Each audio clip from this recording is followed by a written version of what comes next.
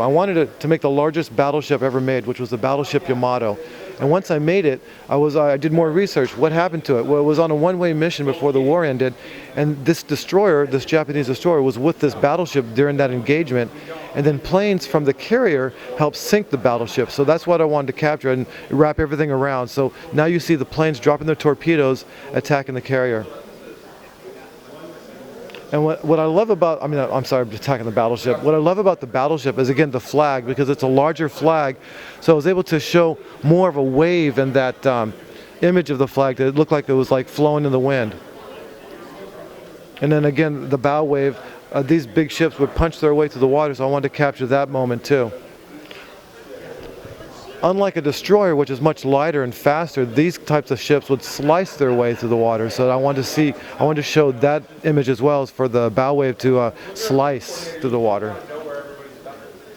And plus, all the guns and all the turrets on this, they're all able to rotate or go up and down, because I wanted to show a lot of movement, but of course you have to move those on your own. There's a lot of planning that goes involved, especially when you have to separate something this large. The planning stages are, if you separate the ship, you got to make sure that you're not going to separate it in the middle of an island, because that would be catastrophic as far as stability. So there was a lot of planning in the beginning stages. Where am I going to separate this? And also, when you're making something that's going to require electricity, you have to make sure that you have a hole in the bottom of the ship so that that power cord can come through. And I can show you that when we get to the other side.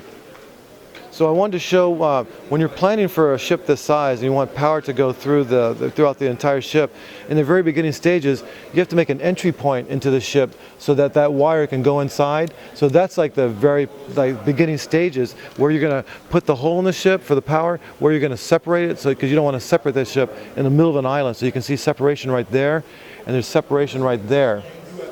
And then here's a really good example on the ship that I'm building right now, where the entry point for the power has already been designed. It's already been separated so that you'll know where the island's going to go, and that's something that is done in the very beginning stages. And then over here, I want to show there's a lot of movement that you can do for the guns. So we have the gun turrets that can turn, they can go up and down, and every gun can do this. It's something that I wanted to make sure that I was able to represent all this articulation throughout the ship.